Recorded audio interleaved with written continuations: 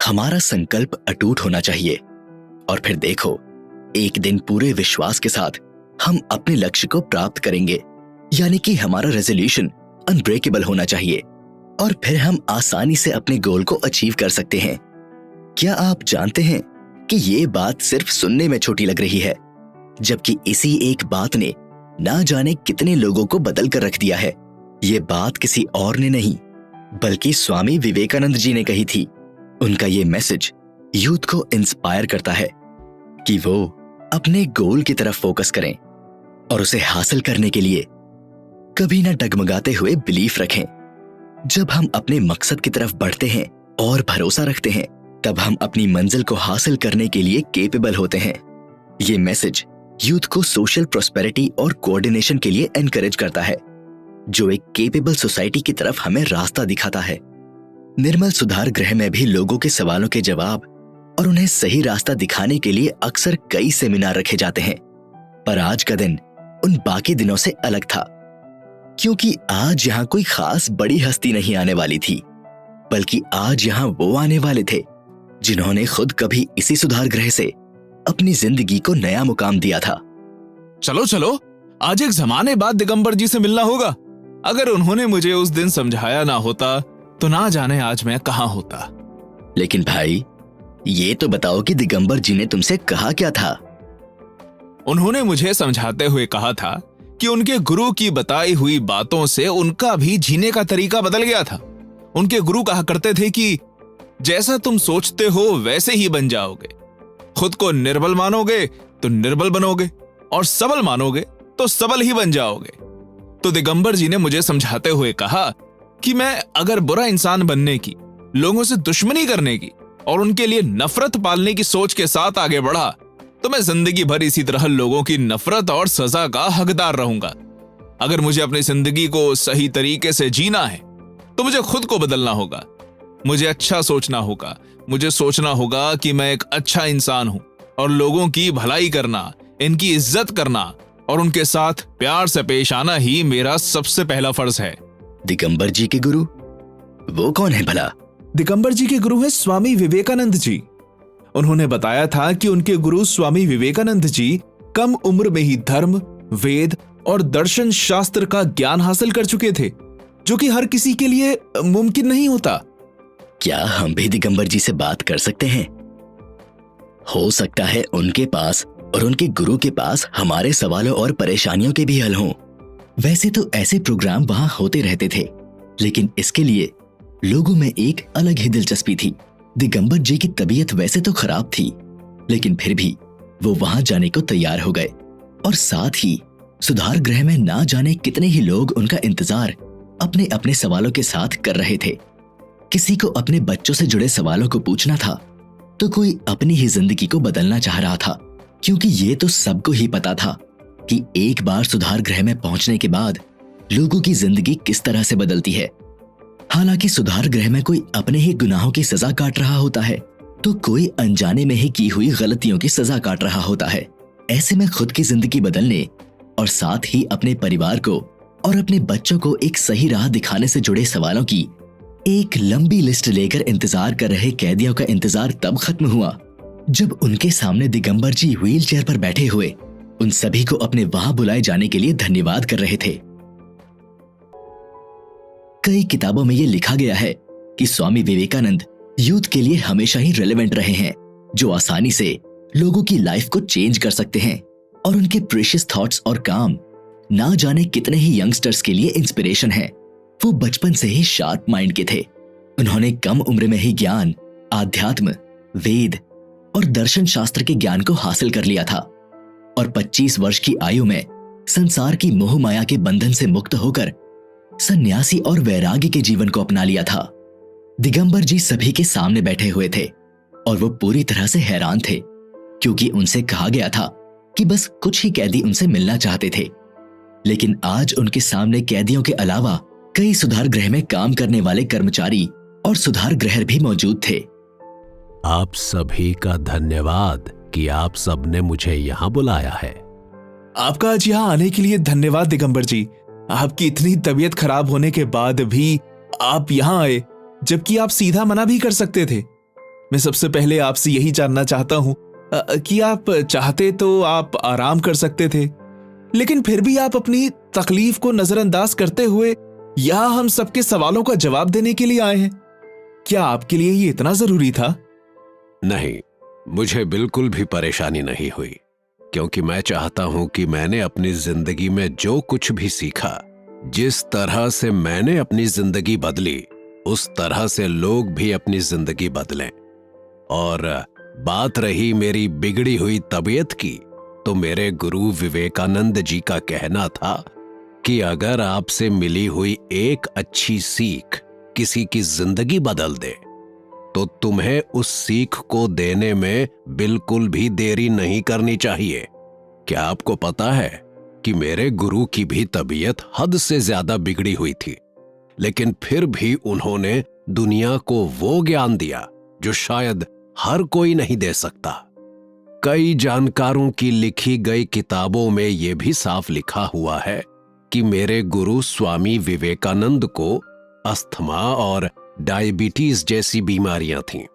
वहीं famous Bengali writer Manishankar Mukherjee का कहना था कि स्वामी विवेकानंद एक नहीं बल्कि 31 बीमारियों के शिकार थे। और तो और, एक राइटर ने अपनी किताब द मंक एज मैन में कहा है कि Swami Vivekananda insomnia, malaria, migraine, liver, diabetes, kidney और हार्ट समेत जुड़ी पूरी 31 बीमारियों से परेशान थे।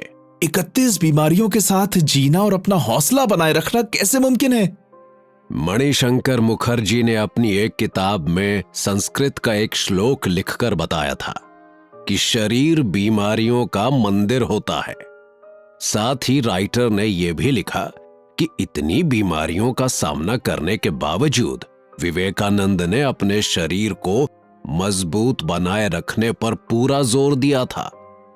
विवेकानंद इंसोम्निया से बहुत परेशान थे।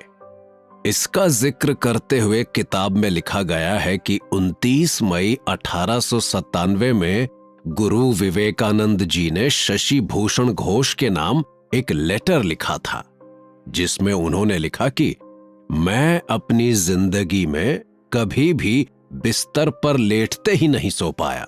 वो अक्सर दिन और रात में सिर्फ 1.5 से 2 घंटे ही सोते थे, या फिर हर 4 घंटे बाद वो कुछ 15 मिनट की झपकी लेते थे।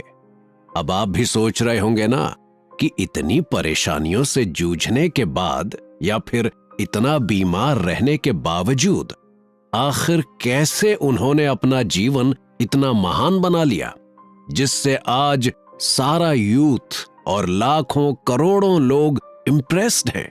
ये सच है कि स्वामी विवेकानंद जी को कई बीमारियां थीं, परंतु उन्होंने कभी भी अपनी हिम्मत पर अपनी कमजोरियों को हावी नहीं होने दिया। शायद वो जानते थे कि आने वाले समय में इंसान के पास हिम्मत की कमी होगी। उसके टूटते हौसले, निराश और फीके पड़ते इरादे और बदलते समय के साथ कमजोर पड़ता हुआ शरीर, उसके मन की शक्ति भी लगभग ना के बराबर होगी।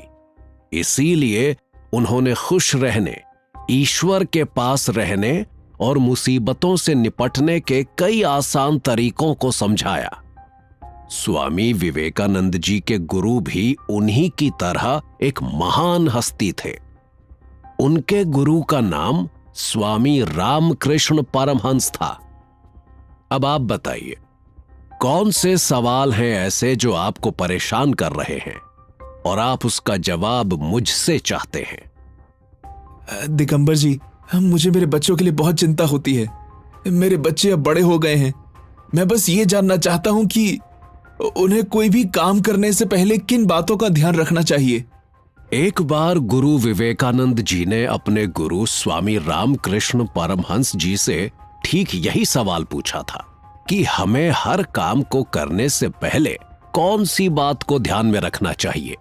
तो इस पर मेरे गुरु के गुरु भी गुरु श्री रामकृष्ण जी ने बड़ी ही खूबसूरती के साथ आसान तरीके से उन्हें समझाते हुए कहा था कि हमें ऐसे कामों से बचना चाहिए जिनकी वजह से घर, परिवार और समाज में गलत संदेश जा सकता है।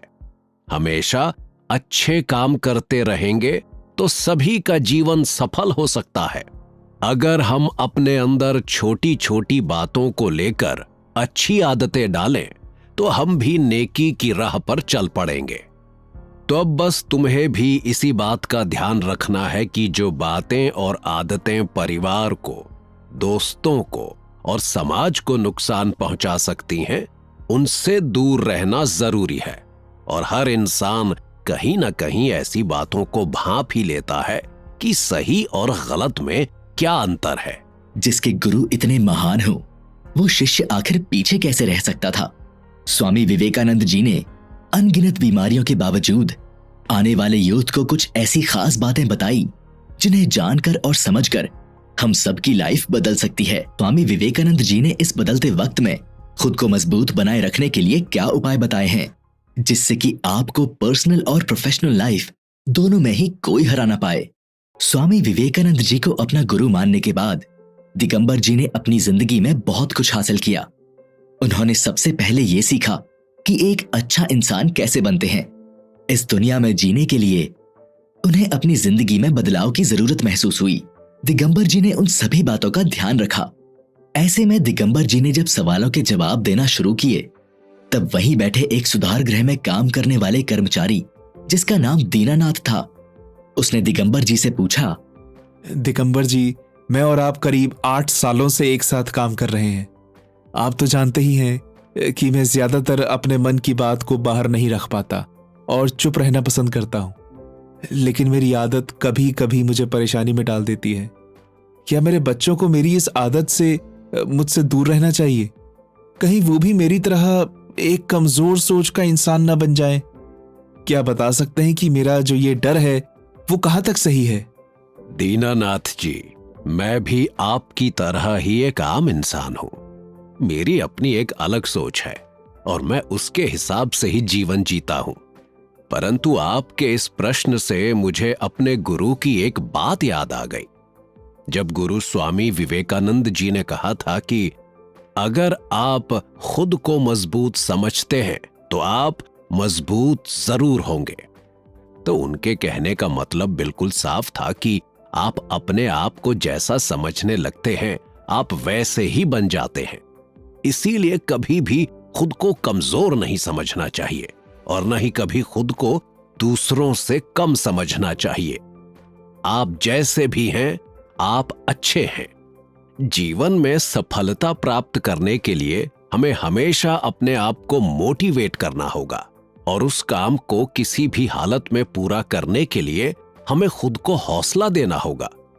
क्योंकि अगर हम स्वयं अपने लिए सही सोच नहीं रख पाएंगे तो विश्वास कीजिए, हमारे लिए कोई दूसरा इंसान कभी अच्छी सोच नहीं रखेगा।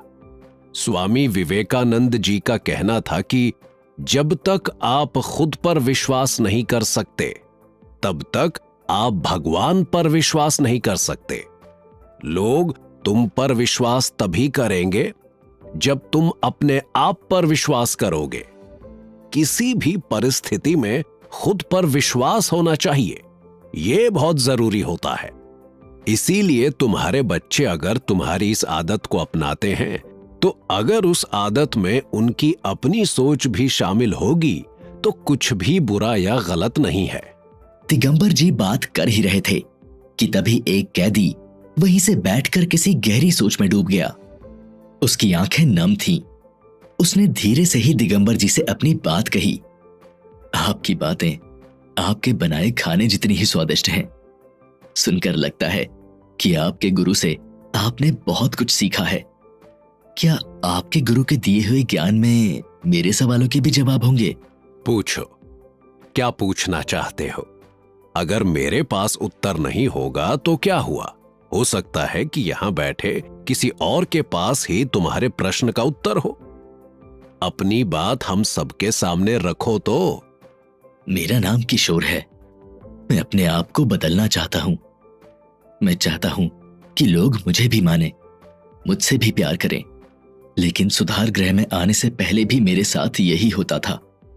मेरा एक भी काम नहीं बनता है दिगंबर जी। लोग मुझसे प्यार नहीं करते, वो मुझे पसंद नहीं करते। मैं जो काम करता हूं वो खराब हो जाता है। मैं जल्द ही सुधार गृह से रिहा हो जाऊंगा। तो अब मुझे क्या करना चाहिए? इसमें परेशान होने जैसी कोई बात नहीं है। तुम्हें सिर्फ अपने मन को शांत रखना है और कुछ बातों का ध्यान रखकर ही काम करना है। देखो, मान लो कि तुम अब सुधार गृह से बाहर निकल चुके हो, तो सर्वप्रथम तुम एक समय में एक ही काम किया करो और इस काम के दौरान अपनी पूरी आत्मा को उसमें लगा दो और बाकी सब कुछ भूल जाओ। जब उस काम को पूरी निष्ठा से करोगे तो वो वक्त पर पूरा होगा और कोई तुम पर सवाल नहीं उठाएगा। कोई भी काम करते समय उसमें अपना पूरा ध्यान लगा दो और बस उस काम को करते समय वही दिखाई देना चाहिए। बाकी सब चीजों पर ध्यान पड़ना ही नहीं चाहिए। दुनिया का कोई भी इंसान, चाहे वो कोई स्कूल कॉलेज जाने वाला बच्चा हो, नौकरी करने वाला इंसान हो या फिर घर में रहने वाला हो, उन सब को यही बात अपनानी चाहिए। क्या इससे सब ठीक हो जाएगा? कई बार ऐसा भी होता था कि मैं कामों को नहीं कर सकता था तो मैं पीछे हट जाया करता था। हाँ, बिल्कुल। अपने काम को पूरा करने के लिए अपनी पूरी ताकत लगा दो। ऐसा करने से एक दिन अपने काम का फल अवश्य मिलेगा और सफलता तुम्हारे कदम चूमेगी। और जब तक तुम कोई काम अपने हाथों में नहीं लेते, तब तक ही वो काम नामुमकिन लगता है। इसलिए हर काम को करने की कोशिश करनी ही चाहिए, भले ही वो काम बाद में ना हो पाए, लेकिन इससे हमें अंदाजा लग जाता है कि हम कितने सक्षम हैं इस काम को करने में। अब तुम अपनी जिंदगी को बदल सकते हो। तुम्हारे पास इसका यह सुनहरा अवसर है। ठीक इसी तरह से मेरे गुरु स्वामी विवेकानंद जी ने आने वाली पीढ़ी के लिए कहा था कि आपका सबसे बड़ा धर्म अपने स्वभाव के लिए निष्ठावान रहना है। आपकी वफादारी ही आपकी असली पहचान है। दरअसल बदलते वक्त में हर किसी का स्वभाव, उसका रहन सहन, सोचने समझने की कैपेबिलिटी और बहुत कुछ बदल रहा है। ऐसे में आपके स्वभाव और आपके विचार से ही आपकी पहचान होती है। इसीलिए इसका हमें ध्यान रखना चाहिए कि दुनिया बहुत बड़ी है और यहां हम जैसे भी रहते हैं वैसे ही लोग हमें जानते हैं। दुनिया सबसे बड़ी व्यायामशाला है जहां हम खुद को बनाने के लिए आते हैं। इस दुनिया में अलग अलग तरह के लोग रहते हैं। हम किसी भी इंसान से अच्छी चीज सीखकर खुद को बेहतर बना सकते हैं, तो हमें यह जरूर करना चाहिए। सीखने के लिए तो अगर किसी बच्चे से भी कोई अच्छी बात सीखी जा सकती है तो उसे सीखने में संकोच नहीं करना चाहिए। खुद को बेहतर बनाना ही सबसे बड़ी और जरूरी जंग है हमारी जिंदगियों की, जिसे हमें हर हाल में जीतना ही चाहिए। स्वामी विवेकानंद जी ने अपने कुछ थॉट्स को हम सबके लिए शेयर किया था, जिन्हें जानकर हम सबको ये पता चलेगा कि कैसे हम सिर्फ छोटी छोटी बातों से ही अपनी ड्यूटीज को, अपनी जिम्मेदारियों को आसानी से पूरा कर सकते हैं। सबसे पहले तो ये कि भारत के विकास और प्रगति में योगदान देना हर एक इंसान का फर्ज है। हमें अपनी एबिलिटी के हिसाब से ही समाज में अपना योगदान देना चाहिए। अपना छोटा सा योगदान भी भारत के डेवलपमेंट और प्रोग्रेस में काम आ सकता है। फिर दूसरी बात जिसे हमें ध्यान रखना है कि बंधन और भ्रम को दूर करने के लिए काम और पूजा दोनों ही जरूरी हैं, क्योंकि हम सबकी आस्था, श्रद्धा भगवान के लिए पूरी तरह से होनी ही चाहिए। लेकिन अंधविश्वास और अंधी श्रद्धा नहीं होनी चाहिए। बात बहुत सीधी सी है कि पूजा करने से मन से भ्रम भी दूर होगा और मन भी खुश रहेगा। एक शांति हमारे चारों ओर हमेशा बनी रहती है और साथ ही काम करते रहने से भी मन और तन दोनों से खुश रहेंगे। तीसरी बात यह है कि दिन में एक बार अपने आप से बात जरूर करनी चाहिए। ऐसा करना इसीलिए जरूरी है कि आप इस दुनिया में एक एक्सीलेंट पर्सन से मिलने से चूक सकते हैं। आप जैसा इंसान दुनिया में दूसरा कहीं नहीं मिलेगा। हमें अपने आप से दिन में एक बार तो जरूर बात करनी चाहिए, क्योंकि ऐसा करने से हम अपनी खूबियों और खामियों का पता कर सकते हैं। खुद से बात करके खुद को मोटिवेट कर सकते हैं और हमें दरअसल किन चीजों की जरूरत है, हमारे अंदर कौन सी शिकायत घर करके बैठी है, हमें किस चीज से प्यार है और हमें किस चीज की जरूरत सबसे ज्यादा और सबसे कम है, इन सारी बातों का पता चलता है। खुद से बात करना इसीलिए भी जरूरी है क्योंकि आप अपने आप के सबसे अच्छे और सबसे गहरे दोस्त होते हैं। और अपने आप को जब आप समझना शुरू करते हैं तो धीरे धीरे हर दूसरे इंसान को समझने की सूझबूझ हमारे अंदर पनपने लगती है। इसीलिए विवेकानंद जी ने अपने शिष्य को समझाते हुए कहा था कि अगर तुम अपने आप को समझते हो तो तुम बेशक किसी दूसरे को समझने में एक पल भी नहीं गंवाओगे और तुम्हें दुनिया का हर इंसान धीरे धीरे समझ आने लगेगा। और चौथी और सबसे जरूरी बात जिस पर ध्यान देना जरूरी है कि ब्रह्मांड की सारी शक्तियां पहले से ही हमारी हैं। इसीलिए अपने मन में सिर्फ अच्छी और पॉजिटिव बातें ही रखनी है ताकि हमारे साथ सिर्फ अच्छा हो। ये तो हम हैं जो अपनी आंखों पर हाथ रख लेते हैं और फिर रोते हैं कि कितना अंधेरा है। भगवान ने हम सबको बहुत ही कमाल की शक्ति दी है, बस उसे हमें पहचानने की जरूरत है। अपने दिमाग को सही डायरेक्शन में लगाने की जरूरत है। इसीलिए अपने अंदर जाकर नजर डालो, तुम में भी बड़ी गजब की चीज छिपी है, उसको पहचानो और लगा दो अपनी लाइफ में। फिर देखो क्या चमत्कार होता है। ये बात तो हमने कई बार सुनी है कि अगर हम चाहें तो अपनी किस्मत को अपने हाथों से लिख सकते हैं। तो अच्छा या बुरा ये हमें ही तय करना होगा कि हमें किस रास्ते पर चलना है और अपनी किस्मत को बेहतरीन किस तरह से बनाना है। और ऐसा होना मुमकिन है अगर हम विवेकानंद जी की उन 4 बातों पर ध्यान दें जिससे हम कुछ भी हासिल कर सकते हैं। स्वामी विवेकानंद जी के बताए हुए वो 4 विचार जिनसे हजारों लाखों लोगों को सही रास्ता मिला। स्वामी विवेकानंद जी ने हमेशा ही अपने सिद्धांतों को और अपने नियमों को ही सबसे ऊपर रखा। उनके लिए दूसरों की सेवा करना, उनका ध्यान रखना, दूसरों की तकलीफें सुनकर उनका उपाय बताना और साथ ही किसी को कोई परेशानी ना हो इसकी चिंता करना था। वो जानते थे कि आने वाली पीढ़ियों के लिए आने वाला बदलता वक्त आसान नहीं होगा। इसीलिए उन्होंने सभी के लिए कुछ ऐसी बातों को बताया जिसका मात्र ध्यान रखने से ही लगभग हर परेशानी का हल निकल आएगा। आजकल समय बदल रहा है, ऐसे में वो बच्चे जो इस समय स्ट्रगल कर रहे हैं जबकि वो बहुत मेहनत भी कर रहे हैं, आप उनके लिए क्या सुझाव देंगे? हाँ, ये सच है कि समय बदल रहा है और बदलते समय के साथ ही हमें खुद में भी कई बदलाव लाने की जरूरत होती है। लेकिन ये बिल्कुल भी मुश्किल नहीं है। बस हमें कुछ सिंपल सी बातों का ध्यान रखना होगा। जैसे कि पहली बात है, खुद पर विश्वास रखना बहुत जरूरी है, क्योंकि अगर आपको खुद पर विश्वास नहीं होगा तो आपके कामों पर सफल होने का कांटा डगमगाता रहेगा।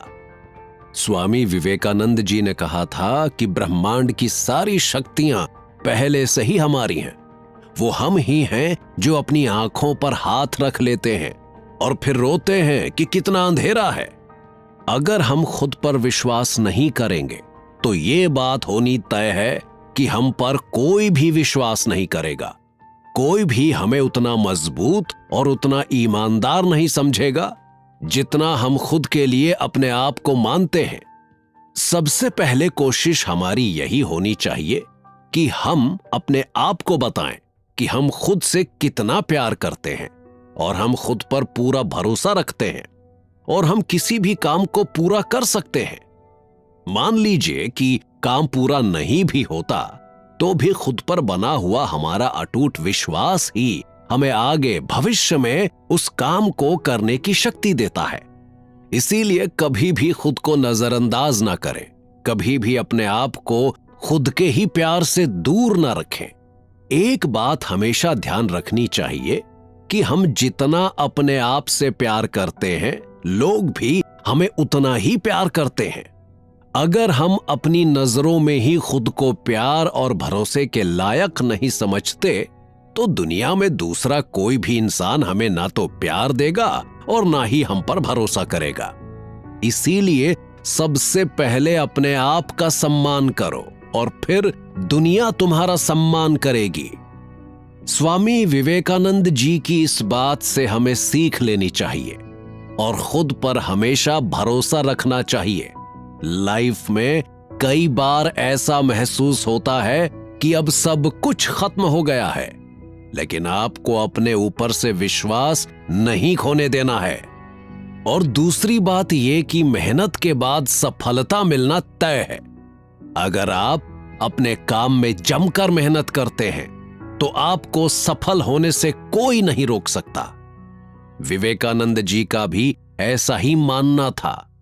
उन्होंने कहा था कि एक समय में एक काम करो और उसे पूरा मन लगा कर करो, बाकी सब भूल जाओ। जब आप किसी काम को इतनी शिद्दत से करते हैं तो आपको उसका फल मिलना भी तय होता है, फिर चाहे आपकी पढ़ाई हो, जॉब हो या बिजनेस हो। स्वामी विवेकानंद जी के गुरु श्री रामकृष्ण परमहंस ने भी उन्हें इसी बात की शिक्षा दी थी कि आप कभी भी कोई काम करें तो उसे पूरी तरह से मन लगा कर करें और बाकी बातों को कुछ समय के लिए भूल जाएं। ऐसा इसलिए करना आवश्यक है क्योंकि जब आप किसी भी काम को, किसी भी रिश्ते को, किसी भी अच्छी बात को या फिर किसी भी बुरी बात को पूरा मन लगा कर करते हैं या सीखते हैं तो वो काम पूरी तरह से अपना रिजल्ट देता है। जब हम मन लगाकर कोई बात सीखते हैं तो हम उसे पूरी तरह से सीख जाते हैं। बस यही वजह है कि कोई भी काम हो, कोई भी बात हो, उसे मन लगाकर एक समय में एक ही बार में सीख लेना होता है। कई बार ऐसा होता है कि हम एक साथ कई कामों में उलझे रहते हैं और उसका रिजल्ट ये होता है कि हम पूरा समय लगा देते हैं, लेकिन एक साथ मिलकर सारे कामों को ना तो ध्यान दे पाते हैं और ना ही उन्हें पूरा कर पाते हैं। मेरे गुरु स्वामी विवेकानंद जी ने तीसरी बात यह समझाई थी कि सच्चाई के साथ जीवन जीना ही इंसान का सबसे पहला फर्ज होना चाहिए, क्योंकि सबसे ताकतवर होता है आपका सच्चा होना। ऐसा कहा जाता है कि सत्य को प्रमाण की आवश्यकता नहीं पड़ती और ये आपको लाइफ में सक्सेसफुल होने में भी सहायता करता है। गुरु विवेकानंद कहते थे कि सबसे बड़ा धर्म है अपने स्वभाव के लिए सच्चा होना और खुद पर भरोसा रखना। असल में जब आप लोगों के साथ अच्छा व्यवहार करते हैं, सबका सम्मान करते हैं और खास तौर से अपने साथ ईमानदार रहते हैं तो आप अपने आप ही सफलता की सीढ़ियों की तरफ बढ़ने लगते हैं। अपने आप में ही ईमानदार होना दुनिया का सबसे बड़ा तोहफा होता है। अगर दुनिया की नजरों में कोई काम गलत हो रहा होता है तो सब उसे टोकते हैं, उसमें कमियां निकालते हैं, लेकिन अगर आप अपनी नजरों में ईमानदार हैं और आप अपनी उसी सही बात पर अड़े हुए हैं और वो बात सच में सही है तो यकीन मानिए आप कभी भी अपनी नजरों में नहीं गिर पाएंगे। एक इंसान को पहले अपने आप के साथ ईमानदार होना चाहिए। सही और गलत की अपने आप में एक समझ होनी चाहिए। उसके बाद जब आपको ऐसा महसूस होता है कि हां, हम ईमानदारी के साथ आगे बढ़ रहे हैं, तो हमारा नजरिया पूरी तरह से बदल चुका होता है और हम समाज में एक ऐसी जगह पहुंच जाते हैं जहां लोग हम पर खुलकर विश्वास कर सकते हैं। इसलिए अपनी नजरों में ईमानदार होना बहुत जरूरी है। जब आप ईमानदार होते हैं तो आप लोगों की नजरों में एक सम्मान रखने वाले इंसान बन जाते हैं। और बात बहुत सीधी सी है कि जब आप ईमानदार हैं तो लोग आपको सच के साथ खड़ा होने वाला इंसान मानते भी हैं और उसी तरह से आपको इज्जत भी देते हैं। अब चौथी और आखिरी सबसे जरूरी बात है कि जीवन में कभी निराश ना हो। गुरु स्वामी विवेकानंद मानते थे कि जीवन में असफल होना बड़ी बात नहीं है, बल्कि उसके बाद भी हार मान लेना सबसे बड़ी कमी है। आपका प्रयास करते रहना आपकी लगन को दिखाता है। और स्वामी जी की बात भी सही है कि लाइफ में फेल और पास की सिचुएशन तो आती रहती है, लेकिन हम कोशिश भी ना करें ऐसे कैसा हो सकता है। और फेल होने के बाद हार मान लेना तो सबसे बड़ी हार होती है। ऐसा जरूरी नहीं कि अगर आप किसी काम को कर रहे हैं तो आपके हाथ सफलता लग ही जाए। कई बार हमारे हर काम बिगड़ने लगते हैं, हमारे हाथ से हर एक डोर छूटने लगती है। तो हमें बिना घबराए हुए बस कोशिश करनी है, न कि हार मानकर दुखी होना चाहिए। सबसे बड़ी हार यह है कि हम निराश होकर कोशिश ना करें। बार बार फेलियर हाथ लगने पर भी निराश नहीं होना है, बल्कि लगातार कोशिश करते रहना है और आगे बढ़ना है। गिरने के बाद फिर से उठकर चलने और दौड़ने की कोशिश करने वाला इंसान एक ना एक दिन सफल अवश्य होता है, क्योंकि उसकी सोच पॉजिटिविटी से भरी हुई होती है। दिगंबर जी की एक एक बात वहां बैठे सभी लोग ध्यान से सुन रहे थे, और ऐसे में दिगंबर जी के चेहरे पर एक अलग ही खुशी और शांति साफ झलक रही थी। उनका यही कहना था कि हमें इन बातों को अपने मन में पूरी तरह बिठा लेना है, क्योंकि स्वामी विवेकानंद जी की ये 4 बातें इतनी पावरफुल हैं कि वो किसी भी प्रॉब्लम पर एक वार की तरह हैं। ठीक इसी तरह से हम स्वामी विवेकानंद जी की सत्य की खोज के बारे में, और आई एम श्योर कि इसे सुनने के बाद हमारी लाइफ के मायने ही बदल जाएंगे। स्वामी विवेकानंद जी के दिखाए गए मार्गों में उन्होंने हमेशा ही हमारे लिए ऐसे सुझाव और ऐसे उपाय बताए जो कि किसी भी तरह की परेशानियों को हल कर सकते हैं।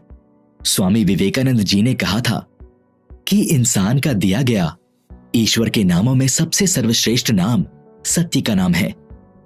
कहने का मतलब यह है कि सत्य भगवत प्राप्ति का फल है, तो उसे आत्मा के भीतर खोजने की कोशिश करनी चाहिए। तो इसके लिए सभी बुक्स और फॉर्मेलिटीज से परे हो जाओ और अपनी आत्मा को अपना असली रूप और नेचर देखने दो। जिस पल हम धर्म, फॉर्मेलिटी और रिचुअल्स को ही पूरी तरह से समझ लेते हैं, उसी पल हम बंधन में बंध जाते हैं। स्वामी विवेकानंद जी की सत्य की खोज में उन्हें कई तरह के सत्य को जानने का मौका मिला। सत्य की खोज कोई आम खोज नहीं है। इसमें ऐसी कई बातों का पता चलता है जो हमारी जिंदगी से झूठ का पर्दा पूरी तरह से उठा देता है। जैसे कि एक सच ये भी है कि हम सबका धर्म एक ही है, लेकिन इसकी साधना में अनेकता होनी ही चाहिए। इसीलिए सभी अपना अपना धार्मिक संदेश तो दें, लेकिन दूसरे धर्मों में कोई कमियां और गलतियां ना देखें। अगर उस रोशनी का दर्शन चाहते हो तो फॉर्मेलिटी से परे जाना होगा। स्वामी विवेकानंद जी ने कहा था कि भगवान के नॉलेज को घोल कर खूब मन भर कर पियो। जो इंसान ये जान लेता है कि मैं वही हूं, मैं अब मेरे ईश्वर से जुड़ चुका हूं और ईश्वर को दिया हुआ ज्ञान ही मेरी जिंदगी को संवार कर खूबसूरत बना रहा है, ऐसी सोच रखने वाला हर इंसान चीथड़ों में लिपटे रहने पर भी सुखी रहता है। उस शाश्वत तत्व में प्रवेश करो और शाश्वत शक्ति के साथ वापस आ जाओ। दास सत्य का अन्वेषण करने जाता है और मुक्त होकर लौटता है। ऐसे में एक बूढ़े कर्मचारी ने दिगंबर जी से अपनी बात रखते हुए कहा, मेरी तो उम्र बीत चुकी है। हमें तो जो सिखाया गया, जो भी बताया गया, हमने वो किया और अपनी मंजिल तक पहुंचे। लेकिन ये आने वाली पीढ़ी बहुत जल्दी भटक जाती है। ये ज्यादातर सवालों से घिरी रहती है और ये पीढ़ी नियमों को कम मानती है। तो अब सवाल ये उठता है कि जिंदगी का पहला लक्ष्य क्या है, जिसे ये आने वाली पीढ़ी समझ कर चले। हाँ, मैं आपकी बात समझता हूं, लेकिन आपकी बात में सच्चाई है भी और नहीं भी। इसे समझने के लिए पहले हमें जानना होगा कि गुरु स्वामी विवेकानंद जी ने इस बारे में क्या कहा है। उनका कहना था कि दुनिया के अधिकारों का बंटवारा कोई नहीं कर सकता। अधिकार के बारे में बात करने का मतलब है सीमित होना। यह अधिकार यानी कि हक नहीं, बल्कि उत्तरदायित्व यानी कि रिस्पॉन्सिबिलिटी है। दुनिया में कहीं भी कोई अशुभ हो, उसके लिए हर एक रिस्पॉन्सिबल है। अपने भाई से कोई अपने को अलग नहीं कर सकता। जो एक्शंस दुनिया से एकता स्थापित करें वो पुण्य है, और जो डिस्क्रिमिनेशन बिल्ड करें वो पाप है। तुम उस अनंत के ही एक अंश हो, यही तुम्हारा स्वभाव है, तो तुम अपने भाई के रक्षक हो। गुरु स्वामी विवेकानंद जी ने बताया था कि जीवन का पहला लक्ष्य है ज्ञान और दूसरा लक्ष्य है सुख। ज्ञान और सुख मुक्ति की ओर ले जाते हैं, परंतु हर प्राणी, चाहे वो चींटी हो या फिर कुत्ता, जब तक मुक्ति नहीं प्राप्त कर लेता तब तक कोई भी आजाद नहीं हो सकता। जब तक सभी सुखी नहीं हो जाते तब तक कोई भी सुखी नहीं हो सकता। जब तुम किसी को परेशानी पहुंचाते हो तो एक तरह से अपने आप को ही परेशानी पहुंचाते हो, क्योंकि तुम और तुम्हारा भाई एक ही तो हैं, यानी कि हम सब एक ही हैं, कोई भी अलग नहीं है। सचमुच में वही योगी है जो अपने आप को संपूर्ण विश्व में और संपूर्ण विश्व को अपने आप में देखता है। सेल्फ रिस्पेक्ट नहीं, सेल्फ सेक्रीफाइस ही दुनिया का सबसे बड़ा धर्म है। समस्या का हल सिर्फ तब आसानी से निकल सकता है जब हमारे अंदर कोई भी स्वार्थ की भावना ना हो। धर्म का जन्म सबसे ज्यादा सेल्फ सेक्रीफाइस से ही होता है। इसीलिए अपने लिए कुछ भी मत चाहो, सब दूसरों के लिए करो। यही लगाव ईश्वर में करना, उन्हीं में डूबे रहना और अपने अपनेपन को उन्हीं में जोड़े रखना है। दिगंबर जी के गुरु यानी कि स्वामी विवेकानंद जी अनगिनत गुणों के धनी थे। बचपन से ही स्वामी विवेकानंद जी को आध्यात्म की ओर बहुत लगाव था। उनका जन्म पश्चिम बंगाल में कायस्थ परिवार में हुआ था। उनके पिता संस्कृत और फारसी लैंग्वेज के ज्ञानी थे। महज 25 वर्ष की उम्र में स्वामी जी के पिता सन्यासी बन गए थे और उनकी मां देवों के श्रेष्ठ देव महाकाल महादेव की भक्त थी। वो हर समय शिव भक्ति में ही लीन रहती थी। ऐसे में स्वामी जी का भक्ति में डूबे रहना एक आम बात थी। विवेकानंद जी को बचपन से ईश्वर में अगाध श्रद्धा थी। स्वामी जी खुद ही हर दिन ईश्वर की भक्ति में डूबे रहते थे। गुरु रामकृष्ण परमहंस जी के कांटेक्ट में आने के बाद स्वामी जी मां काली के उपासक बन गए थे, क्योंकि स्वामी विवेकानंद जी के गुरु यानी कि रामकृष्ण परमहंस जी खुद ही मां काली के परम भक्त थे। उन्होंने तो साक्षात मां काली के दर्शन किए थे। मां काली की कृपा दृष्टि से स्वामी विवेकानंद जी वेदांत के जाने माने इंप्रेसिव गुरु बने। उनके विचार आज भी रिलेवेंट हैं। स्वामी जी के आइडियाज एंड थॉट्स यूथ को जीने की नई राह देते हैं। स्वामी विवेकानंद जी के नक्शे कदम पर चलकर इंसान अपने जीवन में ऊंचा मुकाम हासिल कर सकता है। कोई भी इंसान सिर्फ कुछ बातों को फॉलो करके कैसे चुटकियों में दूसरों से अलग इमेज बनाकर अपनी जिंदगी को पूरी तरह से बदल सकता है।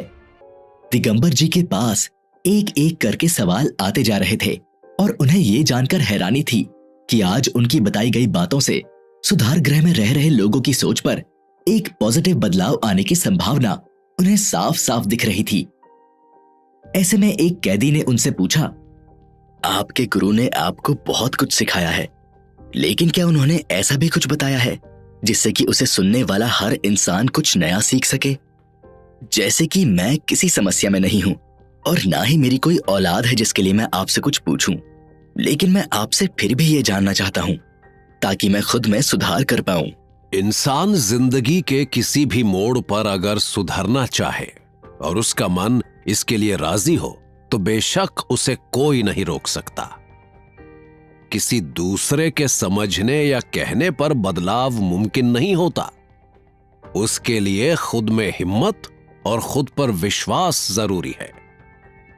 मुझे बहुत खुशी है कि तुमने हम सब के सामने अपने मन की बात रखी। मेरे गुरुजी ने कई शिष्यों को ऐसे 10 अनमोल विचारों का तोहफा दिया था जिससे न जाने कितने ही लोगों की जिंदगी बदल गई। उनके सारे शिष्य लोगों में गुरुजी के ये अनमोल विचार हवा में घुली किसी खुशबू की तरह फैलाते और लोग उन विचारों की खुशबू से अपनी जिंदगी को महकाते। तो आज मेरी यही कोशिश होगी कि मैं अपने गुरु के उन 10 विचारों को आप सब के साथ शेयर करूं। पहली बात हमें जिसका ध्यान रखना है वो ये है, संगति आपको ऊंचा उठा भी सकती है और ये आपको ऊंचाई से गिरा भी सकती है। इसलिए संगति अच्छे लोगों से करें। ऐसा इसलिए जरूरी है क्योंकि जिनके साथ हम रहते हैं उनका ऑरा हमें भी प्रभावित करता है। हम उनके आसपास रहते हुए उन्हीं की बातों को सुनते हैं और धीरे धीरे उन्हीं बातों को सीखने भी लगते हैं। ऐसे में जब हम किसी गलत इंसान के संपर्क में आते हैं तो उसकी गलत बातें भी धीरे धीरे हमें सही लगने लगती हैं और हम सही गलत का भेदभाव करना भूल जाते हैं। इसीलिए जैसी संगति हम बनाते हैं, जैसे दोस्तों के साथ हम रहते हैं या फिर जैसे लोगों के बीच हमारा उठना बैठना होता है, उसी के हिसाब से हम देखे और माने जाने लगते हैं। इसलिए हमेशा ध्यान रखो कि संगति अच्छी होनी चाहिए। अब बात करते हैं दूसरी खास बात के बारे में जिसका हमें ध्यान रखना है, और वो ये है कि सुबह उठो, जागो और तब तक मत रुको जब तक आपको अपना लक्ष्य प्राप्त ना हो जाए। सुबह उठने के साथ ही हमारे दिमाग में ये बात पूरी तरह से क्लियर होनी चाहिए कि हमें किस चीज को पाना है। ऐसा नहीं है कि हर दिन का लक्ष्य अलग होता है। जैसे कि बच्चों को स्कूल या कॉलेज में सबसे ज्यादा नंबर लाने होते हैं, तो उनका लक्ष्य साफ है कि उन्हें हर दिन कितनी पढ़ाई करनी है, उसके हिसाब से अपना लक्ष्य बनाना है। और साथ ही जो नौकरी कर रहे हैं और जो अपनी जिंदगी में कुछ प्राप्त करना चाहते हैं, सुबह उठने के साथ ही उनके दिमाग में ये बात पूरी तरह स्पष्ट हो जानी जरूरी है। वरना पूरा दिन कहां पर जाएगा और धीरे धीरे करके उनका लक्ष्य उनसे कितना दूर चला जाएगा वो ये समझ ही नहीं पाएंगे। इसीलिए हमें तब तक नहीं रुकना है जब तक हम अपने लक्ष्य यानी कि अपने टारगेट तक ना पहुंच जाएं। मेरे गुरु ने ये एक खास बात अपने सभी शिष्यों को समझाई थी, और ये तीसरी ध्यान देने वाली बात है कि तुम्हें कोई पढ़ा नहीं सकता, कोई आध्यात्मिक नहीं बना सकता। तुम्हें सब कुछ खुद अंदर से सीखना है। आत्मा से अच्छा कोई शिक्षक नहीं है। और यही बात सच है कि अगर कोई हमें कुछ भी सीखने, बताने या समझाने आता है तो हमें तब तक उसकी बात समझ नहीं आती है जब तक हम खुद से कोशिश ना करने लगे। इसलिए जरूरी है कि हमें अपने आप को तैयार करना होगा। हमें खुद से ही सब कुछ समझना होगा। हम सिर्फ एक शरीर नहीं बल्कि एक आत्मा है जो अच्छा काम करने से कभी भी पीछे नहीं हटनी चाहिए। इसीलिए एक आत्मा का कोई भी टीचर नहीं होता, ऐसा मेरे गुरु ने समझाया था। अब चौथी ध्यान देने वाली बात यह है कि सब कुछ खोने से ज्यादा बुरा उस उम्मीद को खो देना होता है जिसके भरोसे हम सब कुछ वापस पा सकते हैं। इसीलिए हमें यह कोशिश करनी है कि हमें सिर्फ और सिर्फ अपने ऊपर ही भरोसा करना है, दूसरों पर डिपेंड नहीं हो जाना है। जब हम दूसरों पर निर्भर हो जाते हैं तब किसी न किसी तरीके से हम उनसे उम्मीद लगा बैठते हैं और पूरी ना होने पर वो उम्मीद टूट जाती है, साथ ही हमारा भरोसा भी चकनाचूर हो जाता है।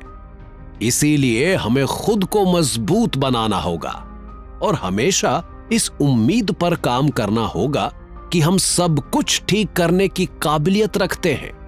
अब बात करेंगे पांचवी ध्यान देने वाली बात के बारे में, और वो ये है कि हमें इस बात का ध्यान रखना है कि हमेशा पहले हर अच्छी बात का मजाक बनता है, फिर विरोध होता है, और फिर उसे स्वीकार कर लिया जाता है।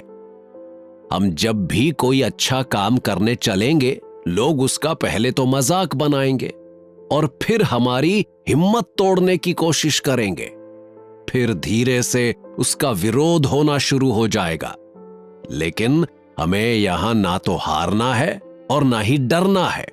धीरे धीरे करके जब हम अपने रास्ते पर बने रहेंगे तो हमारी बात को भी मान लिया जाएगा और इस तरह से हम अच्छे काम बिना रुकावट के कर पाएंगे। इसीलिए खुद को मजबूत बनाने की पूरी तैयारी रखो। ध्यान देने वाली छठी बात यह है कि जिस तरह से केवल एक ही बीज पूरे जंगल को फिर से जिंदा करने के लिए काफी है, इस तरह से हमें कभी भी नहीं सोचना है कि हम अकेले कोई अच्छा काम करके दुनिया को नहीं सुधार सकते। ऐसा बिल्कुल हो सकता है। इसीलिए बस यही कोशिश करनी है कि हमें कभी भी खुद को अकेला या कमजोर नहीं मानना है। हम अकेले ही एक अच्छाई की लहर लाने के लिए काफी हैं। इंसान सिर्फ इंसानी शरीर पाकर इंसान नहीं बन जाता, बल्कि वो इंसान तब बनता है जब वो अच्छे काम करके खुद को औरों से अलग कर देता है, और हमें भी यही करना है।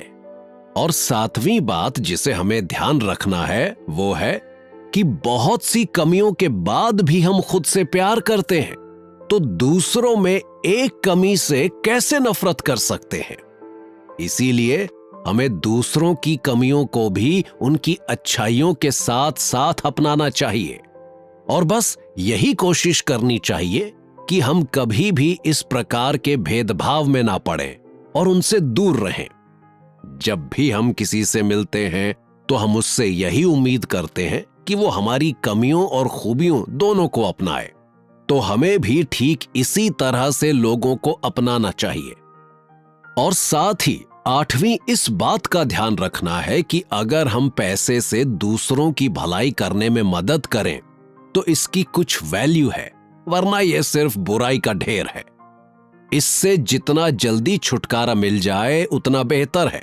जैसे कि हम अपने परिवार को पालने के लिए पैसे का इस्तेमाल करते हैं, ठीक इसी तरह से अगर लोगों की मदद करने के लिए भी हम पैसों का इस्तेमाल करें तब तो उस पैसे की एक कीमत होती है, वरना ये सिर्फ और सिर्फ कागज के टुकड़े बन जाते हैं, क्योंकि ना तो इससे किसी का भला हो रहा है और ना ही आप कोई भी अच्छा कदम उठा रहे हैं। इसलिए कोशिश करो कि दूसरों की मदद ज्यादा से ज्यादा करो। नौवीं ध्यान देने वाली बात यह है कि जमीन अच्छी है, खान पान और अनाज अच्छा है, लेकिन पानी अगर खारा है तो फूल कभी खिलते नहीं हैं। अगर भाव अच्छे हैं, कर्म भी अच्छे हैं, मगर बोली हुई वाणी खराब है तो संबंध कभी टिकते नहीं हैं। इससे कोई फर्क नहीं पड़ता है कि इंसान अमीर है या गरीब, इंसान किस तरह के काम कर रहा है, वो कोई नौकरी कर रहा है या मामूली पेशे से अपनी जिंदगी को चला रहा है। उसकी बातें अगर मीठी हैं, उनमें सच्चाई है, ईमानदारी है, और साथ ही उसकी मीठी बोली से किसी का मन खुश होता है, किसी को दिलासा मिलता है और किसी को तसल्ली मिलती है, तो यकीन मानिए वो इंसान दुनिया का सबसे बड़ा धनवान इंसान है। और हमें भी अपने बच्चों को यही सिखाना है। अब 10वीं और आखिरी बात जिसका हमें ध्यान रखना है वो ये कि युवा वही होता है जिसके हाथों में शक्ति, पैरों में गति, हृदय में ऊर्जा और आंखों में सपने होते हैं। इसीलिए हमें अपने बच्चों को तो हौसला देना ही है और उनकी हिम्मत बांधनी ही है, लेकिन साथ ही हमें अपनी ओर भी ध्यान देना है। हमें भी जवान लोगों की तरह अपने हौसले को बुलंद बनाना है, खुद के अंदर ऊर्जा कम नहीं होने देना है। याद रखो, हम जिंदगी को नए सिरे से कभी भी शुरू कर सकते हैं, लेकिन उससे किसी को कोई परेशानी ना पहुंचे, बस इसका ध्यान रखना है। स्वामी विवेकानंद जी ने हमेशा यही कोशिश की कि उनसे जुड़ा हर इंसान हमेशा सही रास्ते पर चले। उन्होंने कम उम्र में ही वो ज्ञान हासिल कर लिया जो किसी भी इंसान के लिए आसान नहीं होता। स्वामी विवेकानंद जी से सीखने के लिए हम सबको उनकी बातों को ध्यान से सुनना होगा। वैसे क्या आप जानते हैं कि विवेकानंद जी को जादू भी आता था? क्या आपको ये नहीं पता? तो अगले एपिसोड में जानेंगे स्वामी विवेकानंद जी के जादू के बारे में, और ये भी जानेंगे कि उस जादू से कैसे बदल जाती है लोगों की जिंदगी।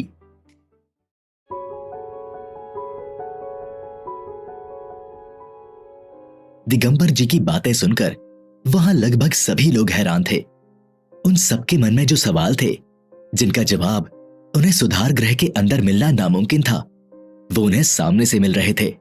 मैंने सुना है कि आपके गुरु के विचारों ने दुनिया की सोच बदल दी थी। उन्होंने प्रेम और ईश्वर के बारे में भी बताया था। मुझे जानना है कि स्वामी जी ने प्रेम के बारे में क्या बताया था?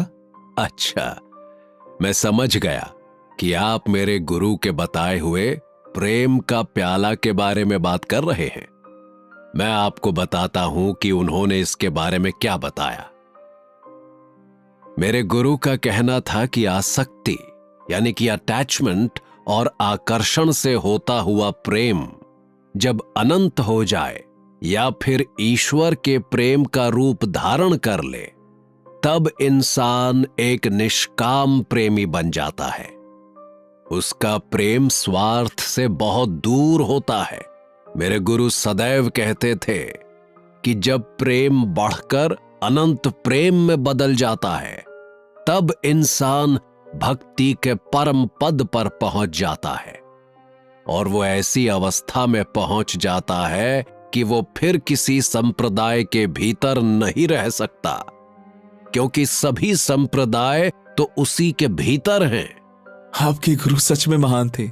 अगर सच में कोई इन बातों को अपनी जिंदगी में अपनाए तो उसकी जिंदगी पल भर में बदल जाएगी। दिगंबर जी, जिंदगी को करीब से कैसे समझा जा सकता है? और क्या ये मुमकिन है कि एक ही नियम हम सबके खुद पर लागू करने से हम सबको फायदा होगा?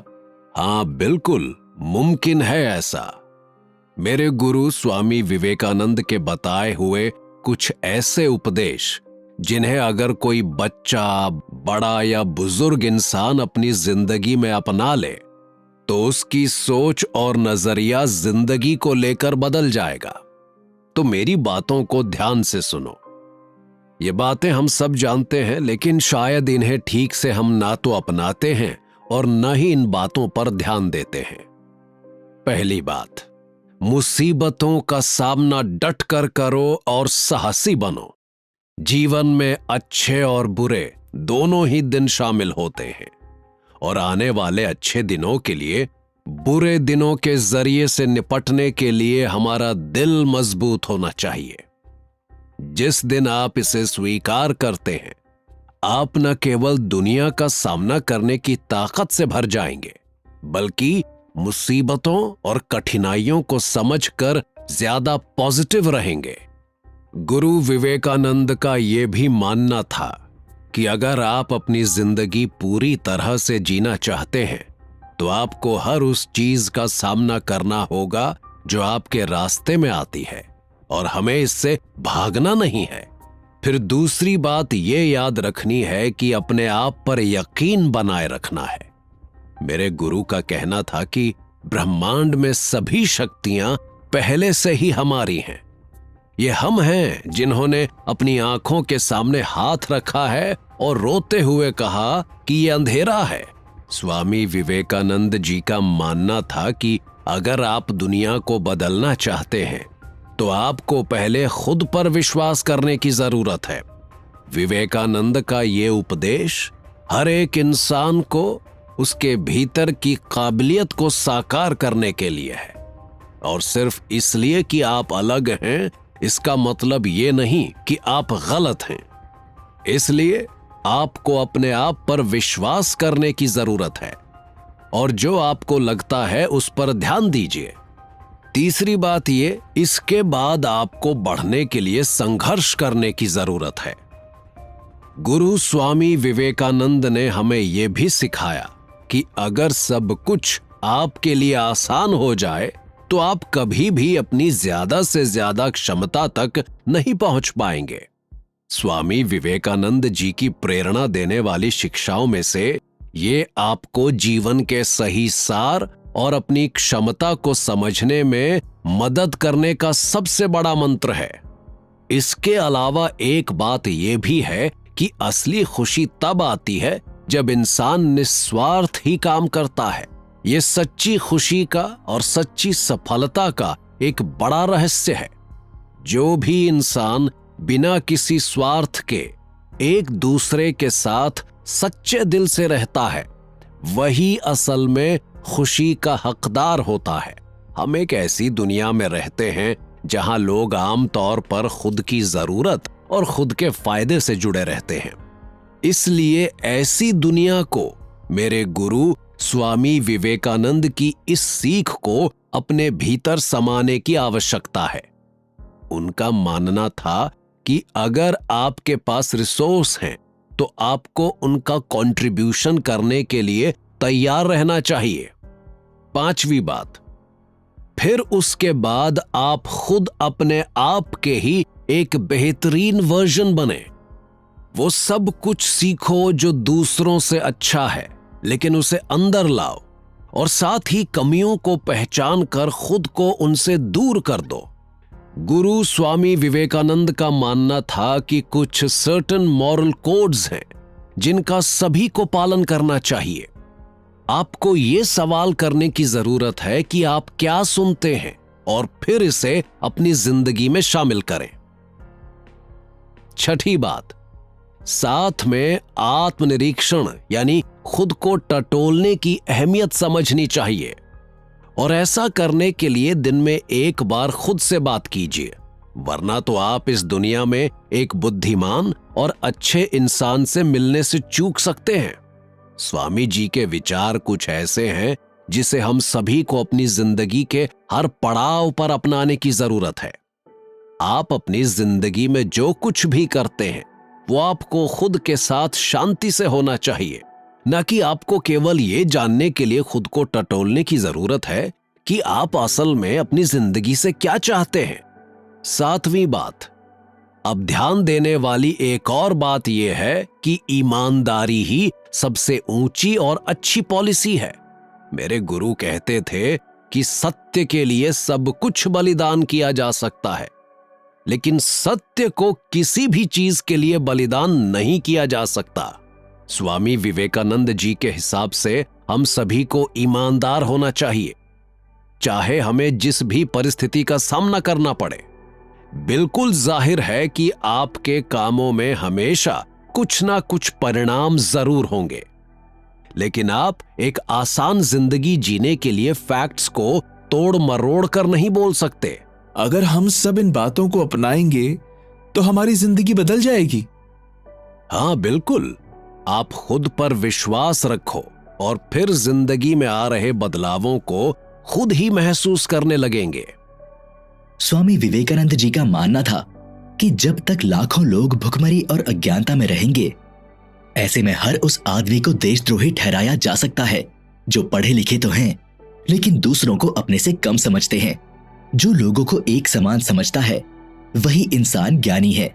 स्वामी विवेकानंद जी का मानना था कि दुनिया की प्रकृति उन इंसानों ने तय की है जो इसमें रहते हैं, इसलिए अगर सारी इंसानियत एक दूसरे के लिए सहानुभूति रखती है तो दुनिया भी हमारे लिए उतनी ही दयालु होगी।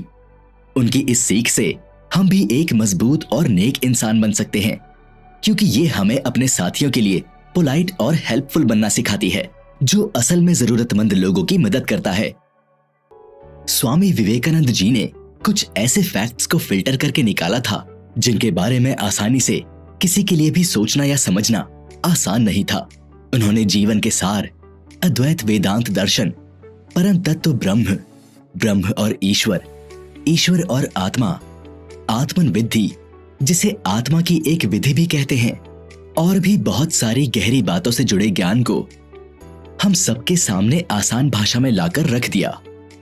और अब हम उन्हीं के बारे में जानेंगे, और सबसे पहले जानेंगे सार के बारे में।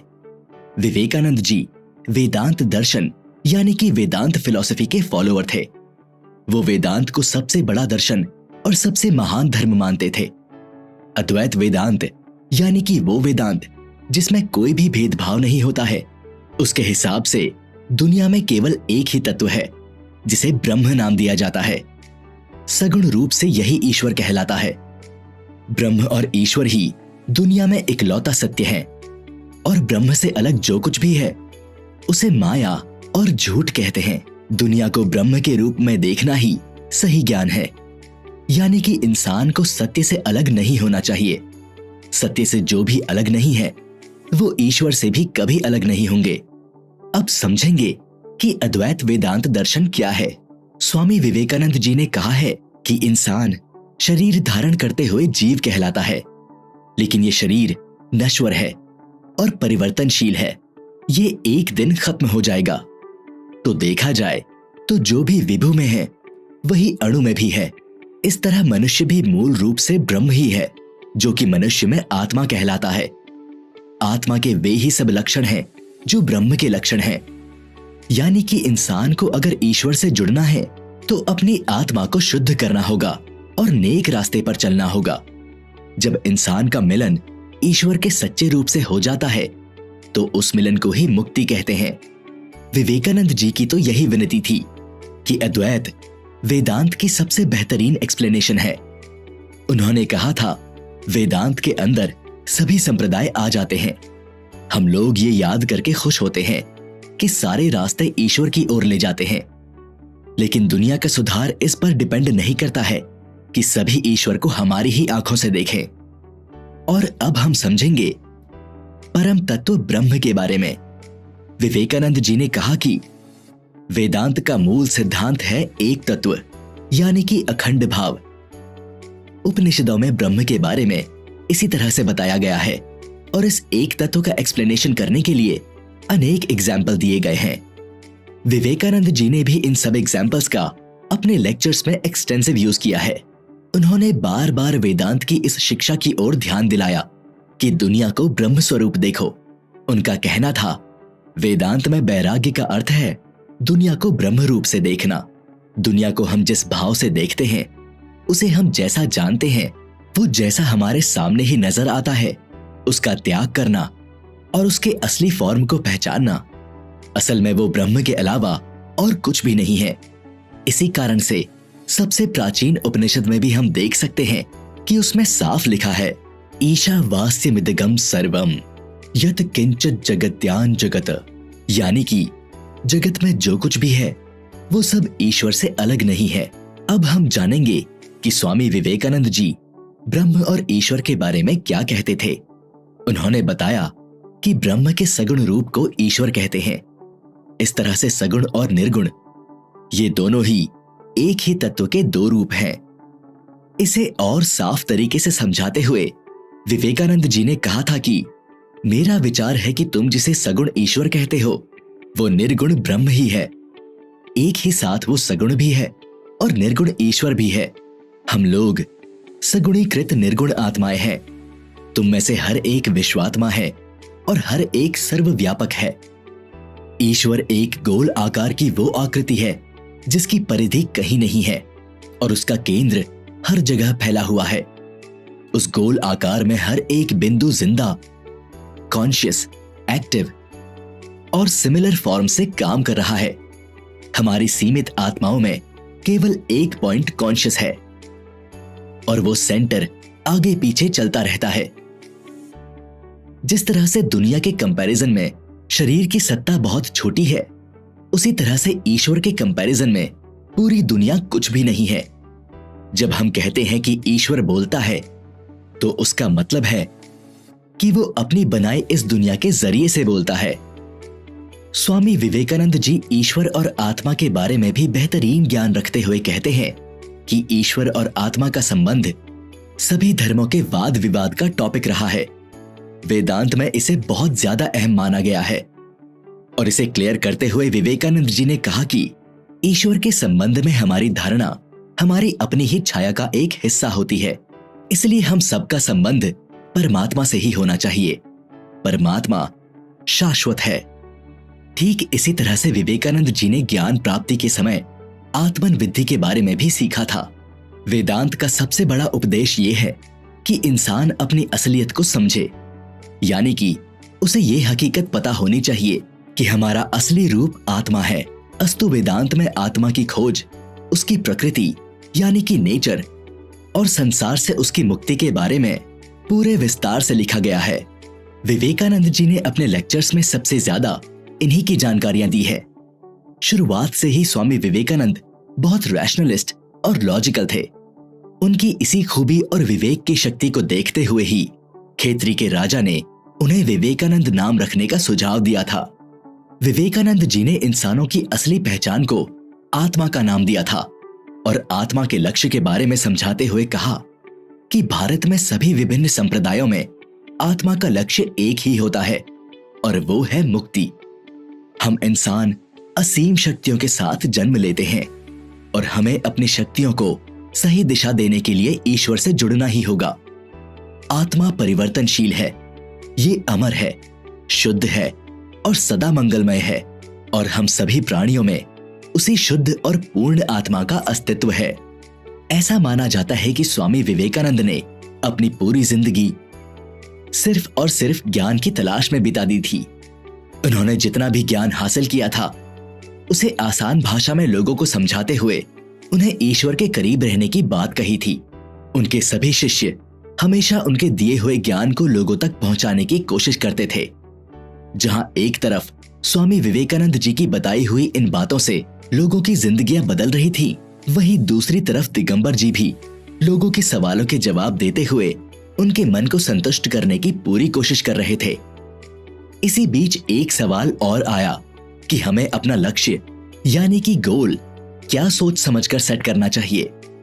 दिगंबर जी ने सभी के सवालों का जवाब देते हुए वहां मौजूद सभी लोगों से कहा कि वो अपने गुरु के बारे में एक बात हमेशा ही लोगों को बताना पसंद करते हैं कि उन्होंने इतना बीमार होने के बावजूद कभी भी अपनी हिम्मत नहीं खोई और साथ ही साथ वो किसी ऐसे परिवार से नहीं थे जिसका दुनिया या फिर समाज में बहुत ज्यादा नाम हो, बल्कि वो एक ऐसे परिवार से थे जो आम से भी आम परिवार था।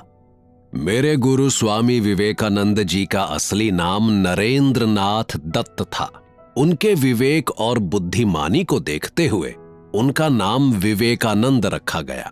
उन्होंने 1893 में अमेरिका के शिकागो में ऑर्गेनाइज्ड विश्व धर्म महासभा में भारत की ओर से सनातन धर्म को रिप्रेजेंट किया था। भारत का आध्यात्मिकता से भरा हुआ वेदांत दर्शन अमेरिका और यूरोप के हर एक देश में स्वामी विवेकानंद के भाषण देने के कारण ही पहुंचा था। उन्होंने अपने रामकृष्ण मिशन की स्थापना की थी, जो आज भी अपना काम कर रहा है। मेरे गुरु विवेकानंद जी अपने गुरु रामकृष्ण परमहंस के एक अच्छे शिष्य थे। उन्हें 2 मिनट का समय दिया गया था, लेकिन उन्हें मेजर तरीके से उनके भाषण की शुरुआत मेरे अमेरिकी बहनों एवं भाइयों के साथ करने के लिए आज भी जाना जाता है। जैसे ही उन्होंने भाषण शुरू करते हुए सभी को इस तरह से सम्मानित किया था, उनके पहले इसी शब्द से वहां बैठे सभी लोगों का दिल उन्होंने एक पल में ही जीत लिया था। आपने कहा कि आपके गुरु एक आम परिवार से थे, क्या आप उनके बारे में कुछ बता सकते हैं? मेरे गुरु कोलकाता के एक सज्जन बंगाली कायस्थ परिवार में जन्मे थे। वे बचपन से ही आध्यात्मिकता की ओर झुके हुए थे। वे अपने गुरु रामकृष्ण देव से काफी प्रभावित थे, जिनसे उन्होंने सीखा कि सारे जीवों यानी कि धरती पर जिंदा हर एक प्राणी में स्वयं परमात्मा का ही अस्तित्व है। इसलिए हम इंसानों को दूसरे जरूरतमंदों की मदद करनी चाहिए। ऐसे हम परमात्मा की सेवा करते हैं। जब मेरे गुरु के गुरु रामकृष्ण जी इस दुनिया से चले गए, तब गुरु विवेकानंद ने बड़े पैमाने पर भारतीय उपमहाद्वीप का सफर तय किया और ब्रिटिश इंडिया में मौजूदा कंडीशंस का सीधा ज्ञान हासिल किया। बाद में उन्होंने 1893 में विश्व धर्म संसद भारत का रिप्रेजेंटेशन करने यूनाइटेड स्टेट्स ऑफ अमेरिका के लिए रवाना हुए। विवेकानंद ने United states of America, England और यूरोप में हिंदू दर्शन के सिद्धांतों को उजागर किया और कई पब्लिक और प्राइवेट लेक्चर्स और इवेंट्स को ऑर्गेनाइज किया था। भारत में विवेकानंद को एक देशभक्त सन्यासी के तौर पर माना जाता है और उनके जन्मदिन को नेशनल यूथ डे के तौर पर मनाया जाता है। दिगंबर जी, आपके गुरु महान इंसान थे। उन्होंने अपनी जिंदगी में जो कुछ भी हासिल करना चाहा, उन्होंने जिंदगी में वो सब कुछ हासिल कर लिया। मुझे भी ये जानना था कि एक इंसान अपने अपने मकसद तक कैसे पहुंच सकता है। जैसे आपके गुरु अपनी मंजिल तक पहुंचे और उन्होंने ज्ञान हासिल किया, वैसे ही एक आम इंसान कैसे अपनी मंजिल तक आसानी से पहुंच सकता है? उसे किन बातों का ध्यान रखना चाहिए? कांतिलाल जी, जहां तक मुझे पता है, आपकी एक बेटी नौकरी की तलाश कर रही है और आपका छोटा बेटा भी कॉलेज की पढ़ाई कर रहा है। मुझे पूरी उम्मीद है कि ये सवाल आप अपने बच्चों के लिए पूछ रहे हैं। हाँ, ये बात सच है। मैं चाहता हूं कि मेरे दोनों बच्चे खूब तरक्की करें, लेकिन इसके लिए उन्हें किन बातों का ध्यान रखना होगा? आजकल की जिंदगी तो हम जैसे पुराने लोगों की जिंदगी से बिल्कुल अलग है। तो मुझे कभी कभी डर लगता है कि मेरे बच्चे कहीं भटक ना जाएं। डरने की बात नहीं है। बच्चों के साथ ही ये बात सबके लिए है कि हमें सिर्फ और सिर्फ लक्ष्य पर ध्यान लगाना है और अपने आप को कहीं भी भटकने नहीं देना है। मैं आपको एक कहानी सुनाता हूं जिससे आपके सवाल का हल आपको मिल जाएगा। एक बार गुरु विवेकानंद अपने आश्रम में सो रहे थे कि तभी एक आदमी उनके पास आया जो बहुत दुखी था और आते ही स्वामी विवेकानंद के चरणों में गिर पड़ा और रो रो कर कहने लगा, मैं अपनी जिंदगी में खूब मेहनत करता हूं, हर काम खूब मन लगाकर भी करता हूं, फिर भी आज तक मैं कभी सफल नहीं बन पाया। उस इंसान की बातें सुनकर गुरु विवेकानंद जी ने कहा, ठीक है, आप मेरे इस पालतू कुत्ते को थोड़ी देर तक घुमा कर लाइए, तब तक आपकी समस्या का मैं समाधान ढूंढता हूं। इतना कहने के बाद वो इंसान कुत्ते को घुमाने के लिए चला गया और फिर कुछ समय बीतने के बाद वो हांफता हुआ वापस आया तो गुरु विवेकानंद ने उस इंसान से पूछा कि ये कुत्ता इतना हांफ क्यों रहा है, जबकि तुम तो थोड़े से भी थके हुए नहीं लग रहे हो। आखिर ऐसा क्या हुआ?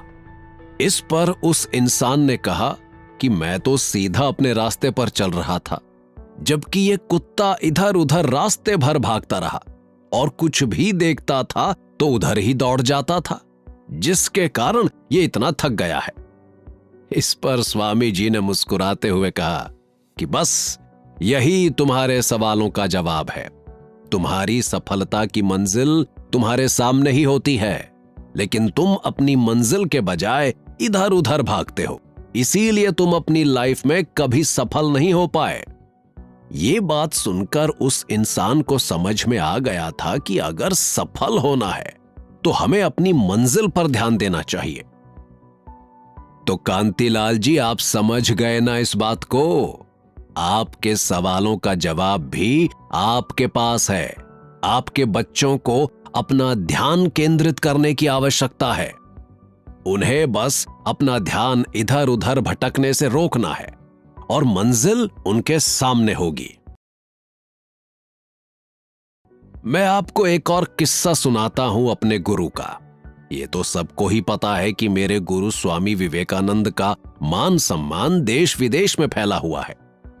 तो एक बार की बात है कि विवेकानंद समारोह के लिए मेरे गुरु विदेश गए थे और उनके समारोह में बहुत से विदेशी लोग आए हुए थे। उनके द्वारा दी गई स्पीच से एक विदेशी महिला बहुत इंप्रेस्ड हुई और वो विवेकानंद के पास आई और स्वामी विवेकानंद से बोली कि मैं आपसे शादी करना चाहती हूं ताकि आपके जैसा ही मुझे अच्छा बेटा मिल सके। ये बात इतनी अचानक हुई कि गुरु विवेकानंद बिल्कुल हैरान थे। इस पर स्वामी विवेकानंद जी बोले कि क्या आप जानती हैं कि मैं एक सन्यासी हूं? भला मैं कैसे शादी कर सकता हूं? अगर आप चाहें तो मुझे अपना बेटा बना लें। इससे मेरा सन्यास भी नहीं टूटेगा और आपको मेरे जैसा बेटा भी मिल जाएगा। ये बात सुनते ही वो विदेशी महिला स्वामी विवेकानंद जी के चरणों में गिर पड़ी और बोली कि आप धन्य हैं, आप ईश्वर के समान हैं, जो किसी भी सिचुएशन में अपने धर्म के रास्ते से बिल्कुल भी नहीं भटकते हैं।